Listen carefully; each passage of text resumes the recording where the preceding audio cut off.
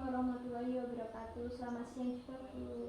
Oke, Mbak Dila, gimana kabarnya hari ini?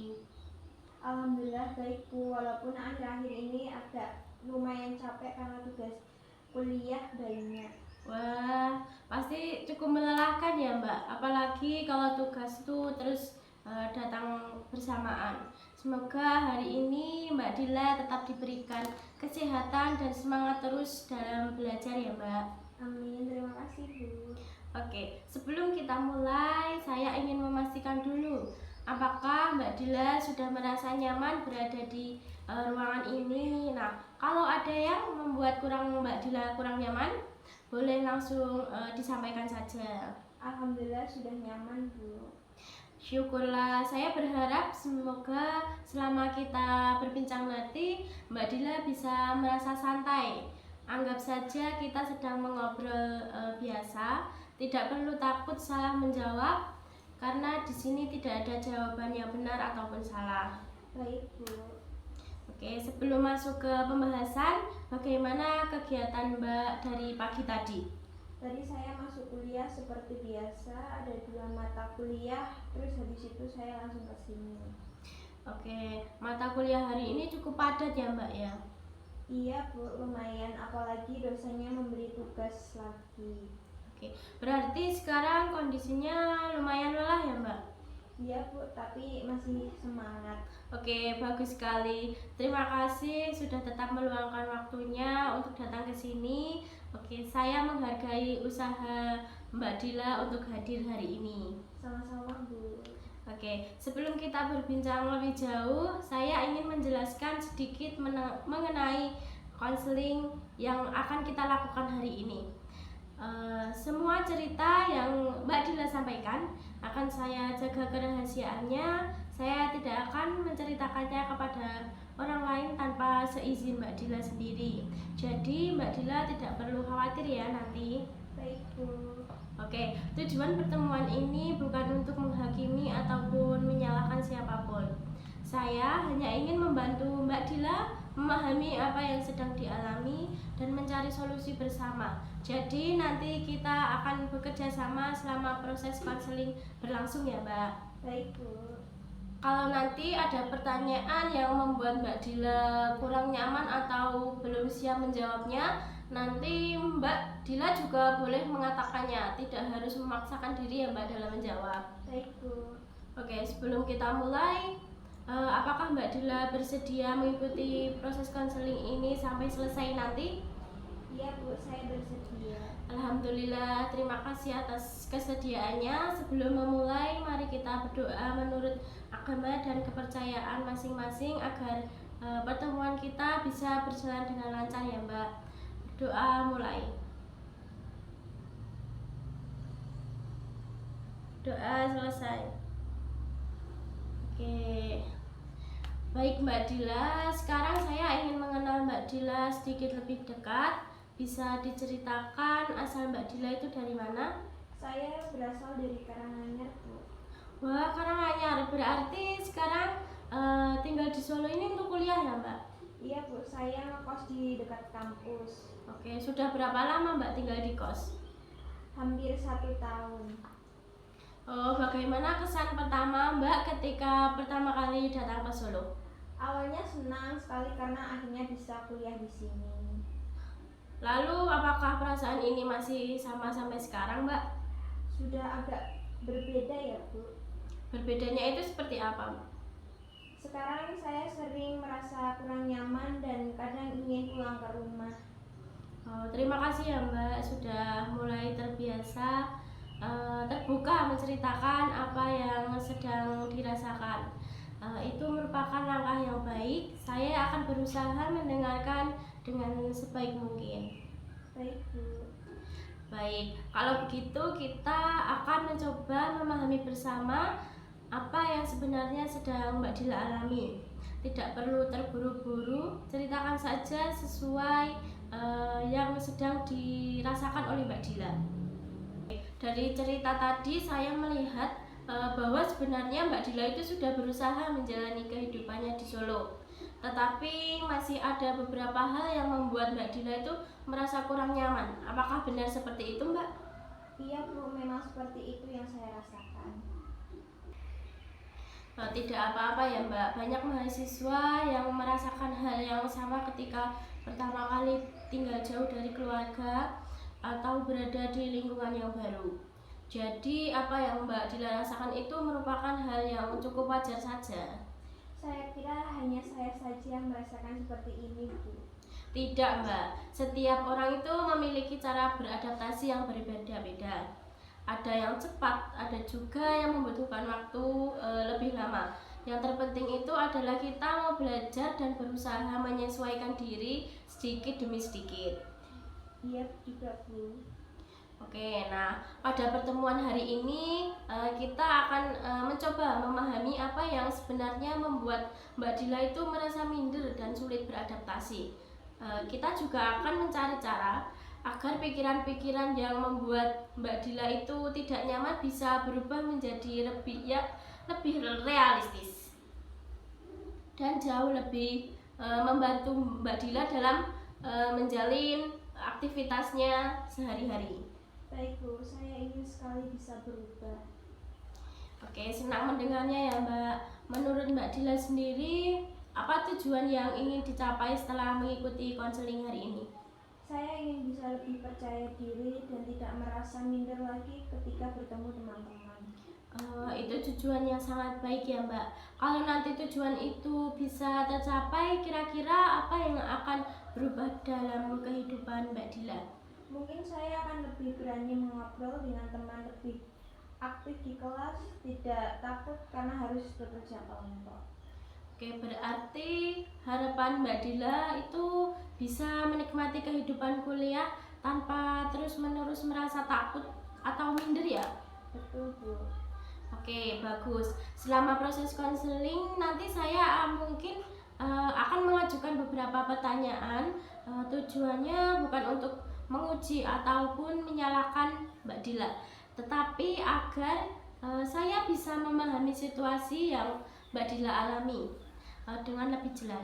Jadi kalau ada pertanyaan yang membuat Mbak Dila berpikir cukup lama, tidak apa-apa. Jawab saja sesuai dengan yang Mbak Dila rasakan. Baik Bu.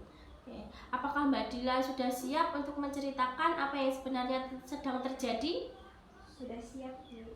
Baik, saya akan mendengarkannya dengan penuh perhatian. Silakan mulai dari mana saja yang menurut Mbak Dila paling nyaman untuk diceritakan. Awalnya saya senang bisa kuliah di Solo. Saya berpikir semuanya akan berjalan lancar. Tapi setelah beberapa bulan, saya mulai merasa kesulitan menyesuaikan diri dengan lingkungan di sini.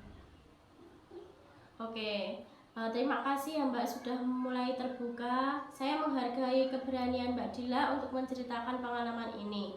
Nah, tidak semua orang itu mudah Mbak untuk menceritakan apa yang sedang dirasakannya. Baik Bu, awalnya saya juga ragu untuk bercerita.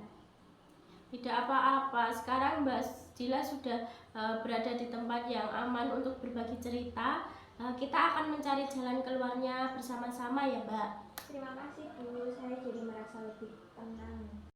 Alhamdulillah, kalau begitu kita akan masuk ke pembahasan utama. Saya ingin mendengarkan penjelasan Mbak Dila secara lebih rinci lagi supaya kita bisa mengetahui apa yang menjadi penyebab munculnya rasa minder tersebut ya Mbak.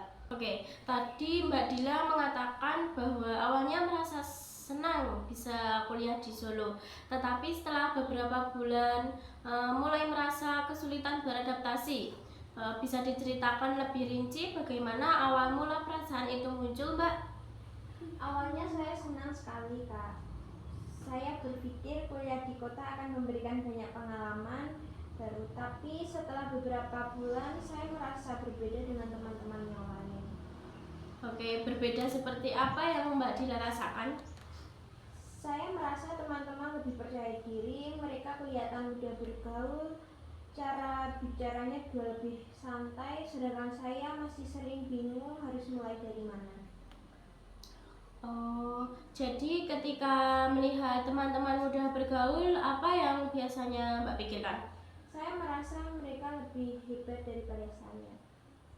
Apalagi yang terlintas di pikiran Mbak Dila? Saya berpikir kalau saya orang kampung, saya takut mereka menganggap saya aneh. Apa pernah ada teman yang mengatakan secara langsung bahwa Mbak Dila itu aneh? Sebenarnya tidak ada, Bu. Oke, jadi pikiran itu muncul dari diri Mbak Dila sendiri ya? Iya, Bu. Oke, ketika pikiran seperti itu muncul, apa yang Mbak Dila rasakan? Saya langsung minder, sedih, dan jadi tidak percaya diri lagi. Minder itu biasanya muncul dalam situasi seperti apa, Mbak? Misalnya ketika dosen meminta berdiskusi kelompok, teman-teman langsung berbicara, sedangkan saya hanya diam saja. Oke, apa yang membuat Mbak memilih diam? Saya takut kalau pendapat saya dianggap salah. Pernahkah ada pengalaman ketika pendapat Mbak Dila itu benar-benar ditertawakan? Belum pernah, Bu. Oke, berarti rasa takut itu lebih banyak berasal dari kekhawatiran Mbak Dila sendiri ya? Benar, Bu. Oke, selain saat diskusi kelompok, kapan lagi Mbak Dila sering merasa minder? Saat teman-teman bercerita tentang tempat nongkrong atau pengalaman mereka di kota, saya tidak tahu apa-apa, jadi saya hanya diam. Apa yang Mbak Dila lakukan ketika mereka sedang mengobrol? Saya biasanya pura-pura bermain handphone supaya tidak ikut berbicara.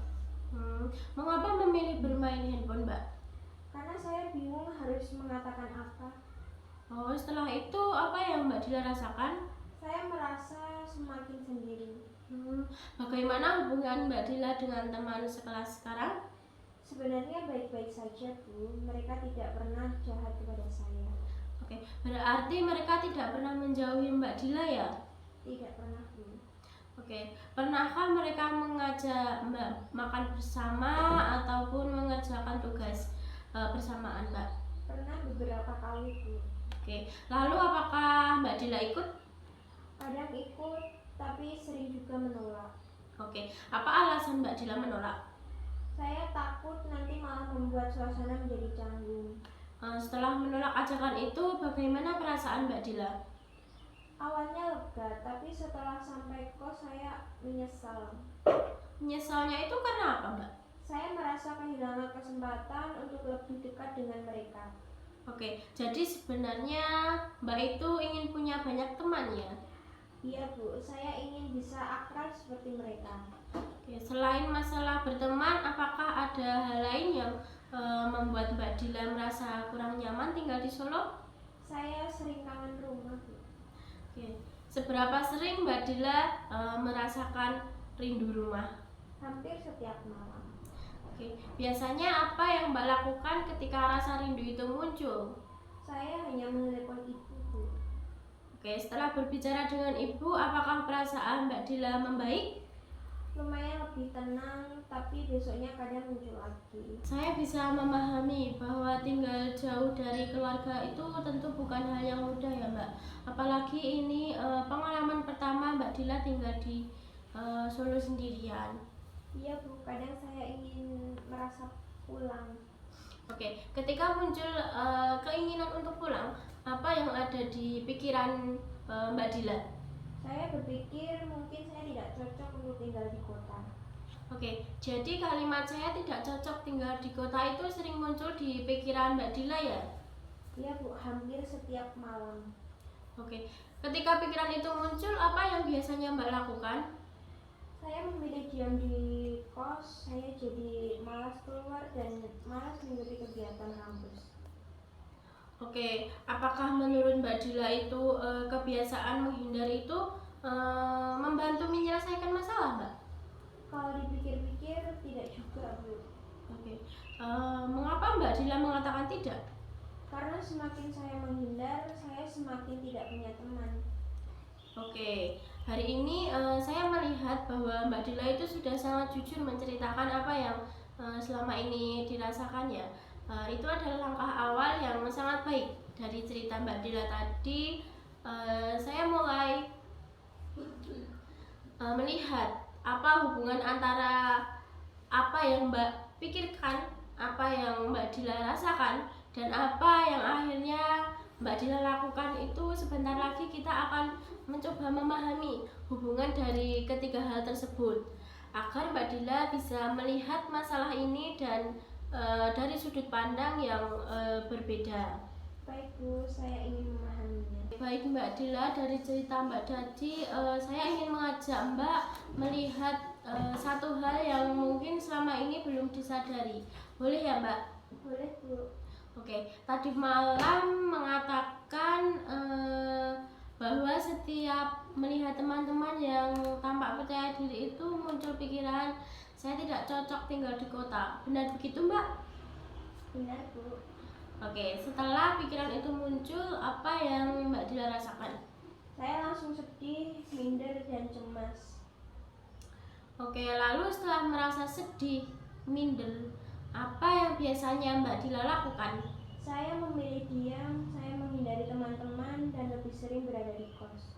Oke, jadi kalau kita urutkan, pertama itu muncul pikiran, kemudian muncul perasaan, lalu akhirnya mempengaruhi perilaku. Menurut Mbak Dila, apakah ketiga hal itu saling berhubungan? Iya Bu, baru sekarang saya menyadarinya. Dalam pendekatan CBT itu kita percaya bahwa bukan hanya keadaan yang membuat seseorang itu merasa sedih atau takut, tetapi juga cara seseorang memandang keadaan tersebut. Jadi pikiran mempunyai pengaruh yang sangat besar terhadap perasaan dan tindakan kita. Berarti selama ini saya terlalu percaya dengan pikiran saya sendiri Bu. Bisa jadi seperti itu Mbak, padahal belum tentu semua pikiran yang muncul itu adalah fakta. Kadang pikiran hanya berupa dugaan atau kekhawatiran yang belum itu tentu benar. Saya baru menyadarinya Bu. Nah, sekarang kita akan mencoba menguji pikiran yang sering muncul itu. Tujuannya bukan untuk menyalahkan Mbak Dila, tetapi supaya kita tahu apakah pikiran tersebut benar-benar sesuai dengan kenyataan. Baik Bu. Tadi Mbak Dila mengatakan saya tidak cocok tinggal di kota. Menurut Mbak Dila, apakah alasan yang membuat Mbak Dila itu percaya dengan pikiran itu? Karena saya belum punya banyak teman, masih sering bingung kalau harus pergi sendiri. Dan saya merasa berbeda dengan teman-teman. Oke, baik. Itu alasan yang menurut Mbak Dila mendukung pikiran tersebut. Sekarang apa yang saya ingin bertanya, apakah selama kuliah Mbak Dila itu pernah mendapatkan nilai yang baik? Pernah Bu. Berarti secara akademik Mbak Dila itu mampu mengikuti perkuliahan. Iya Bu. Oke, pernahkah dosen mengatakan bahwa Mbak Dila itu tidak mampu mengikuti kuliah? Tidak Bu.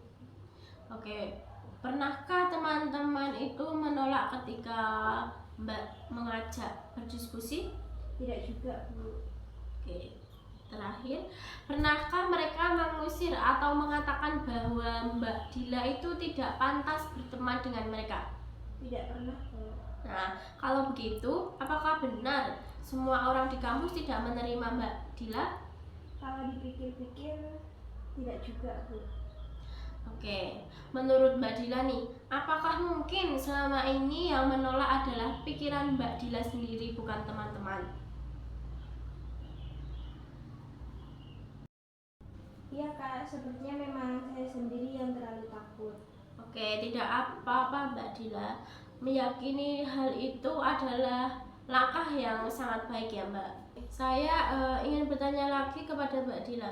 Selama kuliah, apakah pernah ada teman yang menyapa Mbak Dila lebih dulu? Pernah Bu. Oke, bagaimana sikap mereka kepada Mbak Dila? Baik, mereka ramah-ramah Bu. Oke, pernah ada teman yang menawarkan bantuan ketika Mbak Dila mengalami kesulitan? Pernah juga Bu. Oke, berarti sebenarnya ada ya orang yang peduli dengan Mbak Dila itu. Iya Bu. Oke, menurut Mbak Dila, apakah semua pengalaman itu sesuai dengan pikiran bahwa Mbak tidak cocok tinggal di kota? Tidak juga Bu. Nah, sekarang kita akan mencoba mengganti pikiran lama dengan pikiran yang lebih realistis. Menurut Mbak Dila, kalimat apa yang sesuai dengan kenyataan? Mungkin saya masih belajar beradaptasi. Oke, bagus sekali. Bisa dibuat lebih lengkap? Saya masih dalam proses menyesuaikan diri dengan lingkungan baru. Bagus. Ada lagi, Mbak?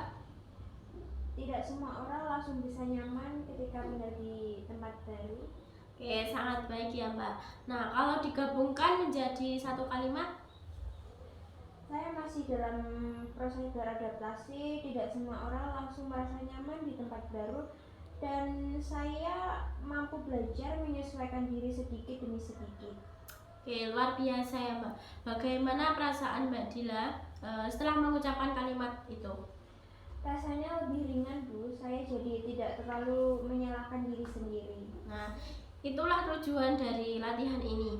Kita tidak memaksakan diri untuk berpikir positif secara berlebihan, tetapi belajar berpikir lebih seimbang dan sesuai dengan kenyataan. Saya mengerti sekarang, Bu.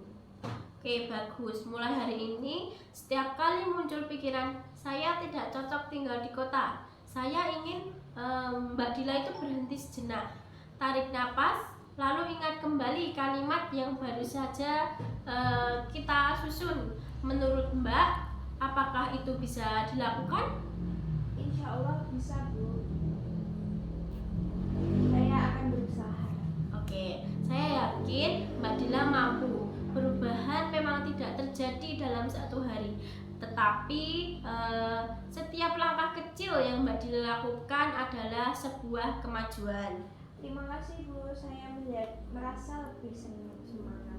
Mbak Dila, tadi kita sudah menemukan bahwa pikiran saya tidak cocok tinggal di kota.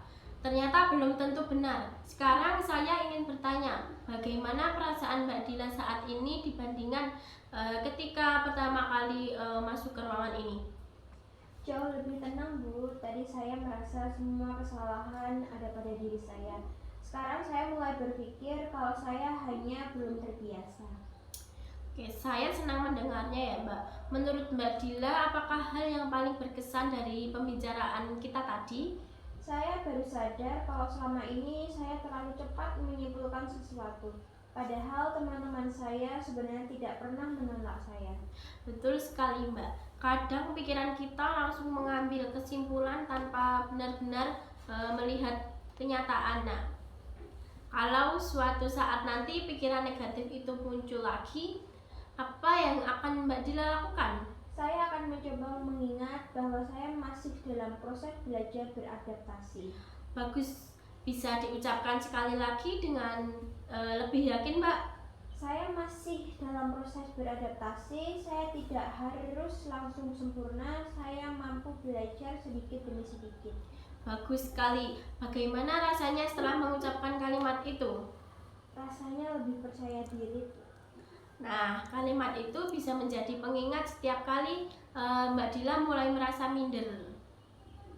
Sekarang, saya ingin mengajak Mbak Dila membayangkan sebuah situasi. Misalnya besok pagi Mbak Dila masuk ke kelas, teman-teman sedang mengobrol, tiba-tiba muncul pikiran, mereka pasti tidak mau berteman dengan saya. Kalau dulu biasanya apa yang Mbak Dila lakukan? Saya langsung duduk sendiri dan membuka handphone. Setelah belajar hari ini, apakah ada pilihan lain yang bisa Mbak lakukan? Saya bisa mencoba menyapa mereka terlebih dahulu. Oke, bagus. Misalnya mereka sedang tertawa bersama, apa yang akan Mbak Dila pikirkan? Saya akan mengingat bahwa sebelum tentu mereka menertawakan saya. Oke, bagus sekali. Kalau ternyata mereka memang sedang membahas hal lain, bagaimana? Berarti ketakutan saya selama ini memang hanya dugaan. Oke, tepat sekali. Nah, supaya perubahan yang kita lakukan hari ini tidak berhenti di ruangan ini saja, saya ingin mengajak Mbak Dila membuat target kecil yang bisa dilakukan selama 1 minggu ke depan. Menurut Mbak Dila, apa yang paling mungkin dilakukan? Saya ingin mulai menyapa teman dahulu. Bagus, kira-kira berapa orang setiap hari, Mbak? Minimal 1 orang. Oke, sangat baik. Selain itu, Saya ingin ikut belajar kelompok kalau ada tugas. bagus sekali. Masih ada target lain, Mbak? Saya ingin ikut satu kegiatan kampus supaya punya teman baru. Oke, luar biasa. Kalau nanti rasa minder muncul lagi, apa yang akan Mbak Dila lakukan? Saya akan berhenti sejenak, menarik nafas, lalu mengingat pikiran baru yang sudah kita buat. Sangat baik ya Mbak. Saya yakin Mbak Dila mampu melakukannya. Oke Mbak Dila, saya ingin menyampaikan satu hal. Setiap orang itu memiliki prosesnya masing-masing. Tidak ada orang yang langsung percaya diri sejak hari pertama berada di lingkungan baru. Yang membedakan itu hanyalah apakah seseorang itu mau mencoba atau tidak. Nah, hari ini saya melihat Mbak Dila itu sudah berani terbuka, berani mengevaluasi pikiran sendiri, dan berani membuat target perubahan. Itu merupakan langkah yang sangat baik ya Mbak. Terima kasih Bu, saya menjadi merasa lebih percaya diri. Oke, saya juga percaya bahwa Mbak Dila itu memiliki kemampuan untuk berkembang. Tidak perlu membandingkan diri dengan orang lain ya Mbak. Bandingkan saja diri Mbak Dila hari ini dengan diri Mbak Dila kemarin. Kalau hari ini sedikit lebih berani daripada kemarin, berarti Mbak Dila sudah mengalami kemajuan. Iya Bu, saya berusaha mengingat itu. Bagus sekali Mbak, saya senang melihatnya. Semangatnya Mbak itu mulai tumbuh kembali. Tidak terasa kita sudah cukup lama berdiskusi hari ini. Terima kasih karena Mbak Dila sudah bersedia terbuka dan menceritakan apa yang selama ini dirasakannya. Saya tahu tidak mudah untuk menceritakan hal-hal yang membuat kita merasa sedih atau minder. Iya Bu, awalnya saya sempat ragu untuk bercerita, tapi setelah ngobrol tadi saya merasa nyaman. Alhamdulillah ya Mbak, saya juga senang karena Mbak Dila itu mau bekerja sama selama proses konseling berlangsung. Dari awal sampai sekarang saya melihat Mbak Dila itu sangat berusaha memahami diri sendiri dan mencari jalan keluar dari masalah yang sedang dihadapi. Terima kasih Bu. Oke, sebelum kita mengakhiri pertemuan ini, saya ingin mengajak Mbak Dila mengingat kembali apa saja yang sudah kita bahas hari ini. Menurut Mbak Dila, apa hal yang paling berkesan dari pertemuan kali ini? Yang paling saya ingat adalah ternyata tidak semua pikiran saya itu benar. Selama ini saya terlalu cepat menyimpulkan kalau saya tidak cocok untuk tinggal di kota. Bagus sekali, itu merupakan kesadaran yang sangat penting. Nah, selain itu, apalagi yang Mbak Dila pelajarin hari ini? Saya juga belajar kalau pikiran saya bisa mempengaruhi perasaan dan tindakan saya. Karena saya berpikir negatif, akhirnya saya menjadi minder dan memilih menjauhi teman-teman. Betul sekali, itulah yang kita pelajari dalam CBT. Ketika kita mulai mengubah cara berpikir menjadi lebih realistis, biasanya perasaan kita juga akan menjadi lebih baik. Dari perilaku kita perlahan itu bisa berubah. Sekarang saya jauh lebih memahami diri saya. Oke, saya senang mendengarnya ya Mbak. Sekarang saya ingin bertanya, bagaimana perasaan Mbak Dila saat pertama kali datang ke ruangan ini dibandingkan dengan perasaan Mbak sekarang? Waktu datang saya merasa sedih, takut, dan minder. Sekarang saya merasa lebih lega dan lebih tenang. Saya juga mulai percaya kalau saya sebenarnya bisa beradaptasi. Oke, alhamdulillah ya Mbak. Perubahan itu terlihat dari cara Mbak Dila berbicara sekarang. Tadi di awal Mbak itu sudah menyampaikan sangat pelan dan ragu-ragu. Tetapi sekarang saya melihat bahwa Mbak Dila itu mulai lebih yakin lagi ketika menyampaikan pendapatnya. Iya Bu, saya juga baru menyadarinya. Nah, itu artinya ada perubahan yang positif walaupun belum langsung menghilangkan rasa mindernya. Tetapi setidaknya hari ini Mbak Dila sudah mengambil langkah pertama untuk berubah. Ya Bu, saya jadi lebih semangat.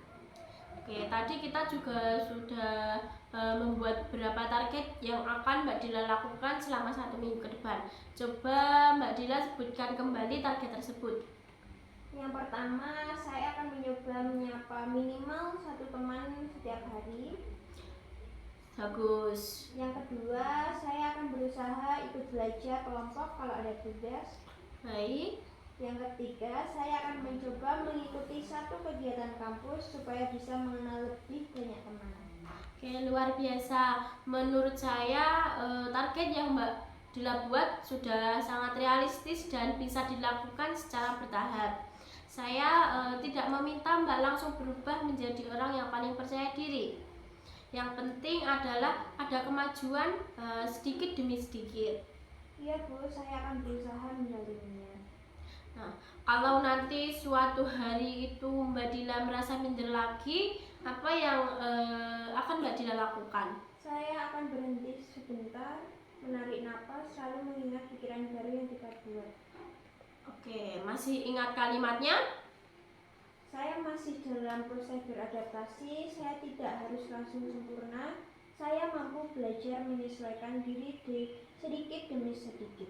Sangat bagus. Saya harap kalimat itu bisa menjadi penyemangat setiap kali Mbak Dila mulai meragukan diri sendiri. Insya Allah Bu. Oke, saya juga ingin mengingatkan bahwa perubahan itu membutuhkan waktu. Mungkin nanti ada hari ketika Mbak Dila itu masih merasa minder. Itu bukan berarti Mbak Dila itu gagal. Yang terpenting adalah Mbak Dila tidak menyerah dan tetap mencoba lagi. Baik Bu. Saya percaya Mbak Dila memiliki banyak potensi. Dari cerita yang Mbak Dila sampaikan tadi, saya melihat sebenarnya itu Mbak Dila itu mampu mengikuti perkuliahan dengan baik, memiliki nilai yang bagus, dan teman-teman juga tidak pernah menolak Mbak. Itu menunjukkan bahwa Mbak itu memiliki kemampuan untuk berkembang. Terima kasih Bu, saya jadi lebih percaya diri setelah mendengar itu.